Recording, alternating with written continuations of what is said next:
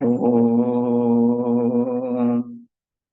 विश्वानि देव सवितर्दुरितानि पराशुव यद्भद्रं तन्न आशुव। ॐ शान्ति शान्ति शान्ति।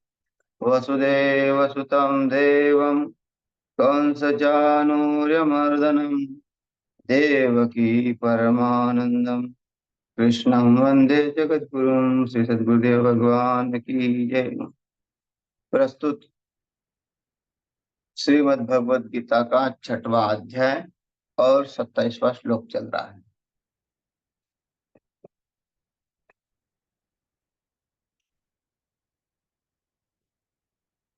27वां श्लोक।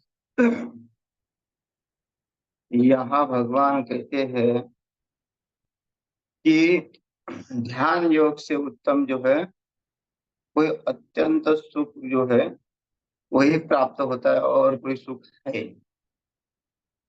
यहाँ देखा पहले कि मन जो है कितना चंचल है और उस चंचल मन को परमात्मा में जो स्थित करता है वो कितना सुखपूर्वक रहता है, आनंद में रहता है, इसका वर्णन करते हैं। उसको संसार में कहीं भी किसी भी वस्तु से जो है सुख प्राप्त नहीं होता। वो उस परमात्मा का जो आनंद लेता है उस आनंद विभोर में इतना जो है मग्न है कि उसको और कोई सुख दिखाई नहीं देता। जैसे विषयी लोगों को विषयों का सुख जो है दिखता है और कोई दिखता ही नहीं है, वैसे ही वो योगी को केवल परमानंद सुख ही दिखता है और कुछ दिखता है। और विषय लोगों को कितना भी समझाओ कि ये ठीक नहीं है, ये गलत है, तुम जो जिस मार्ग पे जा रहे हो वो मार्ग जो है तुम्हारा बेकार है। धुंधकारी को अपने भाई ने समझाया, माता पिता ने समझाया, वो जिस रास्ते पे चल रहा था वो वो रास्ता एकदम नरक में ले जाने वाला था और वो भूत प्रेत बन गया उस रास्ते से। तो वैसे उस रास्ते को प्राप्त करके इस ऐसे ऐसे योनियों को प्राप्त होता है। अगर उस रास्ते से उल्टा अगर परमात्मा के रास्ते पे चलता है तो वो परमात्मा को ही प्राप्त होता है। तो यहाँ उस परमात्मा को प्राप्त होने के बाद जो अनुभूति होती है उस अनुभूति का वर्णन करते हैं।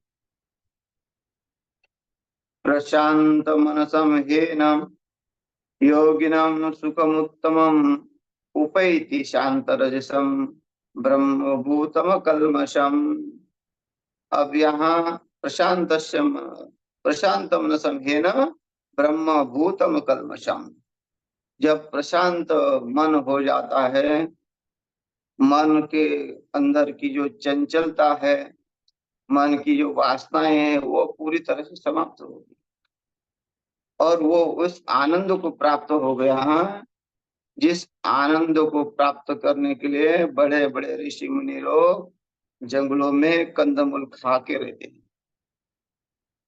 ये कब किसको प्राप्त होगा, किस स्तर पे होगा, ये कोई पता नहीं सकता। तुम्हारी अवस्था बन रही नहीं बन रही हम पता नहीं कर सकते। हम साधना करते करते ये नहीं कह सकते कि हम सिद्ध हो गए, क्योंकि ये जो ब्रह्म ऐक्यता है वो ब्रह्म ऐक्यता को जो प्राप्त होते हैं तो तब जो है कि वो पता नहीं चलता कि इसको हम कब प्राप्त हो गए। जैसे नदी जो है, नदी के एकदम समुद्र के तट पे आने तक उसको पता नहीं है कि हम समुद्र में मिलने वाले हैं, लेकिन जैसे एक रूप हो जाते तो उसको पता नहीं चलता क्योंकि उसका अंतर ज्यादा नहीं रहता है। जैसे ही वो नदी जैसे 1 इंच भी समुद्र से दूर है तब तक वो नदी है, और जैसे एकदम 1 सेकंड में जो है वो समुद्र को प्राप्त हो जाती है तब उसको पता ही नहीं चला कि कब हम समुद्र को प्राप्त हो। तो वैसे ही साधक अपने साधना में रहते रहते अपने मन को जो है वशीभूत करते करते, संघर्ष करते करते जीवन में उस परमात्मा को कब प्राप्त होता है उसको ही पता नहीं, है ना। वो संत तुकाराम महाराज कहते हैं, देव पाहो या गेलो और स्वतः देव होने ठेलो। मतलब मैं भगवान को ढूंढने निकला, भगवान को ढूंढते ढूंढते जो है मैं खुद ही भगवान बन गया। देखो, यहाँ ऐसा है कि जब उसकी अनुभूति के लिए हम निकलेंगे तो हमारे सिवा और दूसरी कोई दूसरी वस्तु है ही नहीं। मतलब उस परमात्मा का अस्तित्व हमारे में ही है। हम बाहर खोजेंगे, जंगलों में खोजेंगे, तो वो खोजता खोजते जो है बाद में हमको हम ही प्राप्त हो जाती है। अहम ब्रह्मास्मि वृत्ति कहते हैं। वो अहम ब्रह्मास्मि वृत्ति जो है वही है कि वो कब अनुभूति होगी और उसको पता ही नहीं चला कि मैं कब भगवान ब्रह्म बन गया हूँ, है ना। यहाँ देखो, नारद मुनि को अपना महत्व नहीं पता। जो ब्रह्म ज्ञानी होता है वो उसको भी नहीं कि भी अनुभूति हो गई तो वो अहंकारी हो गया, नहीं। वो इसका मन इतना ब्रह्मभूत का अनुभूति यही है कि भाई आपका मन ब्रह्मभूति मतलब क्या सोचेंगे हम कि वह ब्रह्म में स्थित कैसे होंगे। भाई इतना बड़ा वो ब्रह्मांड है जो पूर्ण व्यापक ब्रह्म है, तो ब्रह्म में स्थित होने का मतलब क्या है कि निरंतर उसके स्मरण में रहना। उसके सिवा उसका दूसरा कोई हमारा स्मरण है नहीं। वो जैसे सूर्य की किरण सूर्य से अलग नहीं है, वैसे परमात्मा भी हमसे कोई अलग नहीं है। और वो अनुभूति नित्य रहना, मतलब इसका अर्थ ये है कि जो मन है उस मन को नित्य वो एक परिवर्तन हो गया है उसका।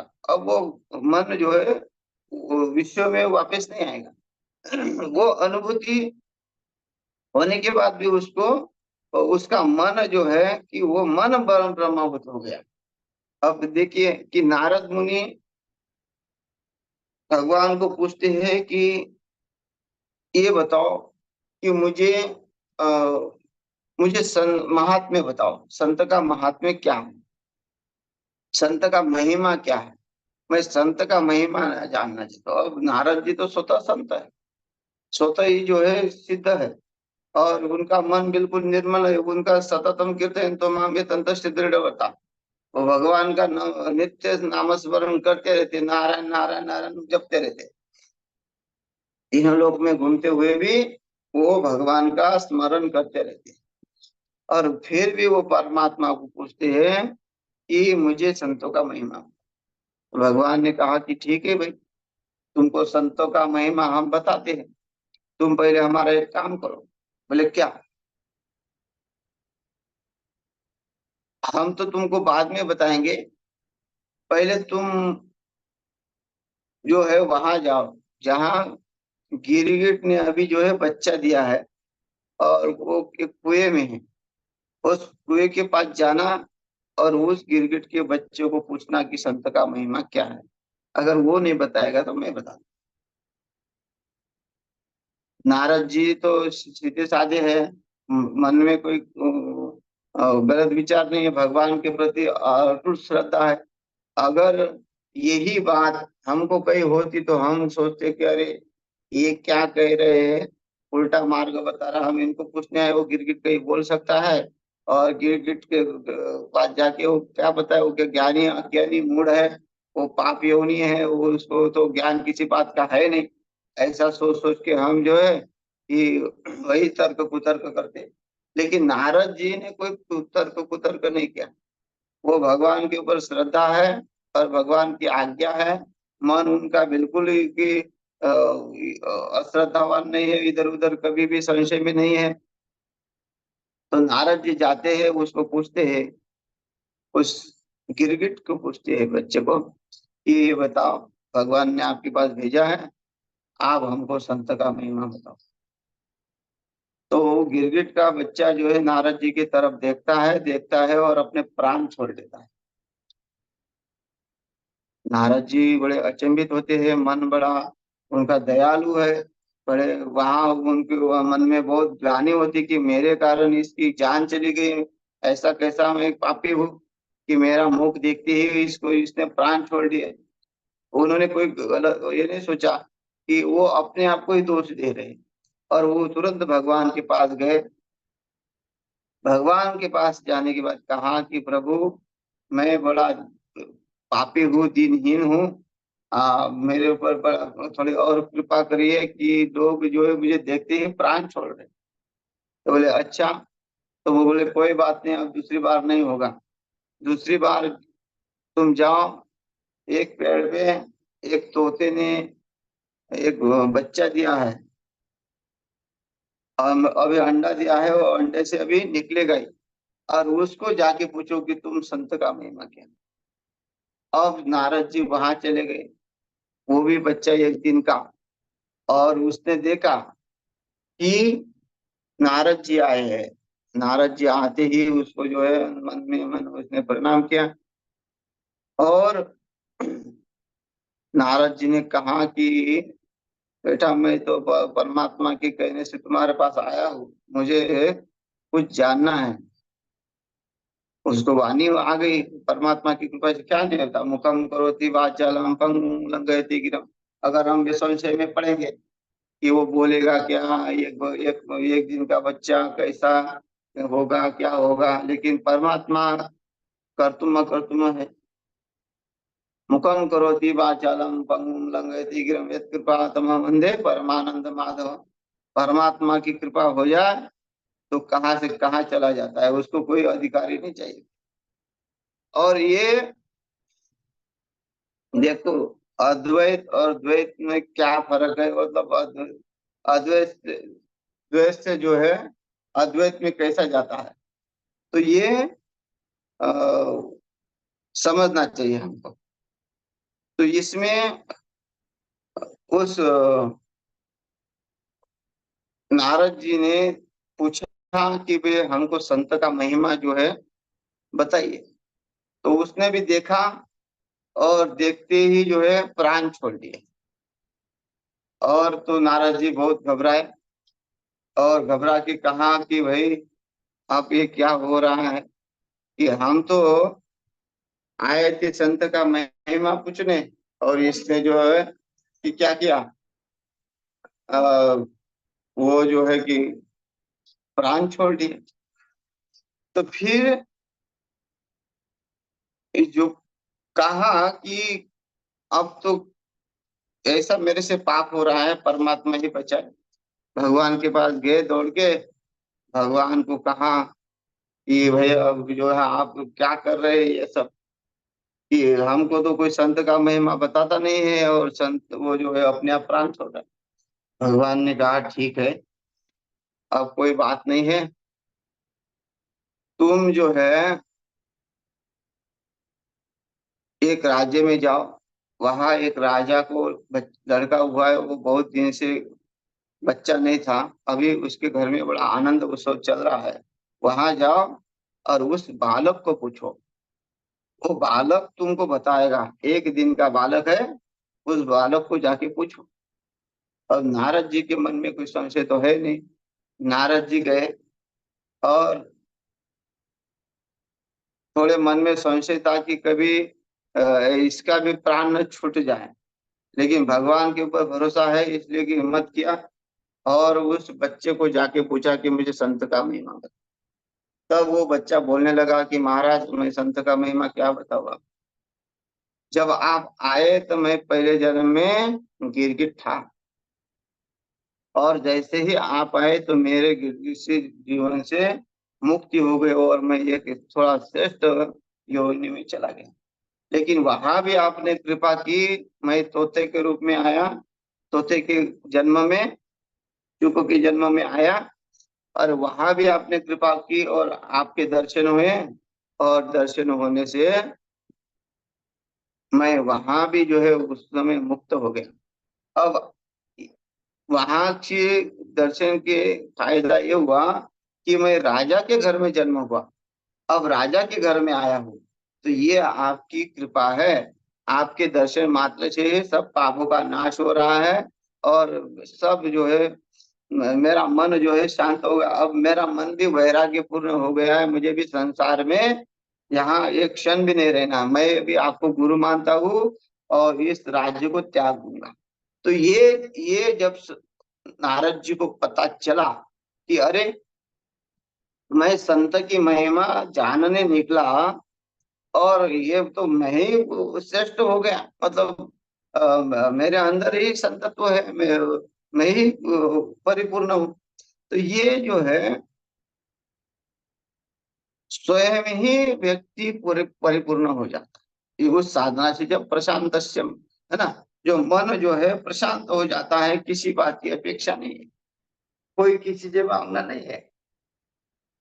मन जो है किसी बात की इच्छा नहीं करता, वो मन एक केवल एक अनुभूति करता है और उस एक अनुभूति के आनंद में ही मग्न रहता है।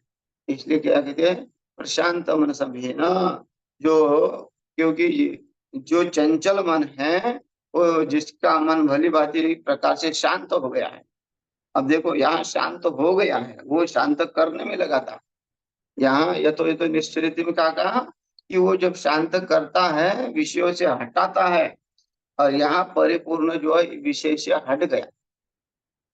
अब उस विषय को वमन की तरह समझते हैं, जैसे मनुष्य उल्टी करने के बाद उसको खाता नहीं है, वैसे ही उस विषयों की तरह हो गए, विषयों की तरफ हो गई उसकी दृष्टि। वो उसको त्यागने के बाद दोबारा उसको ग्रहण नहीं करता है, उसमें आसक्ति नहीं करता है, उसमें राग नहीं करता है। जैसे है ना, कोई उल्टी करता है तो कोई खाता है क्या? कोई खाता नहीं उस उल्टी को। वैसे ही वो विषय वो त्याग देता पूर्ण उसको, वैसे विषयों को वैसी तरह समझता है कि भाई ये तो हमको, हमारे लिए तो विष तुल्य है, वह विषय हम जो है भोगेंगे तो इसका कोई फायदा है नहीं। जैसे कोई भूसा है ना, गेहूं का जो भूसा निकलता है उसमें कुछ भी ना, कुछ भी ताकत नहीं होती, इसलिए लोग उसको कुछ ना कुछ मिलाते हैं, तो तब वो गाय भैंस खाती है। तो वो भूसा जैसे नीरस है, नीरस होने से उसमें कोई फायदा नहीं। जिसके पास बादाम है, काजू है, वो मुरमुरा क्यों खाए? तो ऐसे ये जो सिद्ध है, जिसने योगिना सुखम उत्तम, उसने जिसने अनंत सुख की अनुभूति की है और वो पूर्ण रूप से वो शांत हो गया, उसका मन किसी भी विकारों में, किसी भी विषय में अब भटक नहीं रहा। देखो कितना आनंद है उसमें। एक एक वस्तु के लिए हमारा मन दुखी हो जाता है। अगर हमारे मन में कितना, हमारे पास कितना भी धन हो, ऐश्वर्य हो, लेकिन हम उस धन ऐश्वर्य से तो सुखी है, लेकिन हमारे घर वाले हमको अगर पीड़ा देते हैं, तो पीड़ा देने वाले के प्रति हमारा मन कैसा होता है? हम एक चिंता में, जैसे माँ बाप है, बहुत धनवान है, लेकिन उनका बेटा अगर थोड़ा भी गलत रास्ते पे देते तो वो उसका धन जो है उसको सुख नहीं देता, वो हमेशा उस बेटे की चिंता में रहता है। मतलब ये मन देखो कि कितना दुखी है, और हम उसके ऊपर ध्यान ही नहीं दे रहे, क्योंकि वो जो आदत पड़ी है ना, विशेष सेवन की आदत पड़ी है, उस संसार के दुखों की आदत पड़ी है, इसलिए उस दुख का महसूस नहीं होता। लेकिन वो हमको तड़पाते रहते हैं, हर क्षण तड़पाता रहता है, मन हमेशा अशांत रहता है। अगर कोई कार्य है, हम हमारा कोई प्रेमी मिलने आया है और हमें किसी कार्य में फंसे है, तो हमारा मन वहाने लगेगा, हमेशा हमेशा उस तरफ चला जाएगा कि अरे मुझे उससे मिलना है, वो वहां बैठा है मेरा इंतजार कर रहा है, या वो कोई कार्य आए तो वो उस कार्य के लिए छटपटाता है। तो कितना ये मन जो है हर समय बंधन में बना हुआ है, हर कार्य की चिंता इसमें लगी हुई है। है ना, अकेला है तो भी चिंता, परिवार वाला है तो भी चिंता, धन है तो भी चिंता, निर्धन है तो भी चिंता, बलवान है तो भी चिंता, निर्बल है तो भी चिंता। तो इसके इसके पास जो है सुख है नहीं, फिर भी लोग जो है उसी के कहने से चल रहे हैं, उसी की सुनते हैं, उसी की मानते हैं, और वही कार्य करते हैं जो नहीं करना है, और फिर वही दुख देता है। तो इससे वो योगी जो है बहुत दूर चला गया। वो उस मन से शांत हो गया, उसने पूरे रूप से उसको हरा दिया। अब वो मन जो है उसके ऊपर कहीं भी उसको प्रभावित नहीं कर सकता। यानी संत महात्मा का मन जो है परमात्मा में लग गया तो उसके पास कितना भी ऐश्वर्य आए, वे विषयों को त्याग देते हैं, है ना। संत तुकाराम महाराज के पास शिवाजी महाराज ने हीरे जवाहरात सोना चांदी सब भेज दिया था। और संत तुकाराम महाराज का तो यही था कि सदा नाम घोष करो हरि कथा, तेने सदा चित्त समाधान, सर्व सुख ल्याल सर्व अलंकार, आनंद निर्भर डोलत सो। इनका यह है कि हमारा तो एक ही हो गया, वे सदा नाम घोष, हम तो नित्य निरंतर नाम घोष करते रहे, परमात्मा का चिंतन करते गए। परमात्मा का नाम का अर्थ ये है कि हम उसकी चराचर की अनुभूति करें। वो हर व्यक्ति में एक उसी का नाम ढूंढे, उसी का स्वरूप देखे, वही है सदा नाम घोष। इसका अर्थ है कि जो भी आए वो हमारे लिए वासुदेव सर्वमिति, वो वासुदेव ही है, वो परमात्मा का स्वरूप ही है। हमने उसके साथ वैसा ही व्यवहार करना है, नम्रता से व्यवहार करना है। हमारी नम्रता, हमारी दया हमारे ऊपर, हम उसके प्रति कभी, क्योंकि वो हमसे बलवान है, वो परमात्मा है। तो ऐसा जो विचार मन में है, तो ऐसी जिसका मन ऐसा उस अनुभूति को प्राप्त हुआ है कि वासुदेव सर्वमिति, परमात्मा ही ये सब कुछ है, तो वो किसी भी वस्तु के प्रति आकर्षित नहीं होगा। शिवाजी महाराज ने भेजा, क्या कहते, तुमसे जो ये रे वित्त धन, हम अमृति के समान, हम तुम्हारा जो धन है हम हमें मिट्टी के समान है, हमें मिट्टी और सोना में कोई फर्क नहीं पड़ता। तो मन देखो कितना ये हो गया, एकाग्रता हो गया, उस परमात्मा के सिवा वो कुछ किसी को स्वीकार ही नहीं करता। तो ऐसा मन जिसको स्वीकार नहीं करता, वो तो ब्रह्म भूत कल्मषः, वो इतने इतना आनंद को प्राप्त हो गया कि उस आनंद का जो कोई कोई भी माप नहीं है, अनगणित आनंद है। देखो क्षण क्षण में मन दुखी करता है, और अगर वो मन का क्षण क्षण दुख का कारण हट गया तो वो कितना आनंदित है। हम किसी भी बंधन में नहीं, हम देखो हमको एक अनुभूति होती है कि हमको कोई नशा नहीं है, हमको कोई चाय पीते नहीं है, तो किसी बात का कोई बंधन नहीं है, किसी से कोई ज्यादा मतलब, वो तो मन किसी के ऊपर आसक्त नहीं है, तो हम जो है उससे छूट गए। तो वो बचा हुआ समय जो है, जो चाय पीने का समय, जो मन में पहले से ही निर्माण होता है कि मुझे बनाना है, करना है सब, तो वो जो समय है, बाकी का जो समय है, जो जो मन जिधर जिधर जा रहा है वो उससे हट गया, तो वो समय उतना वो परमात्मा में लग जाएगा। और उस समय का क्या करेगा, जिस व्यक्ति ने ये सब छोड़ दिया, तो वो तो परमात्मा में लगा ही गया, लगा, और किस में लगाया।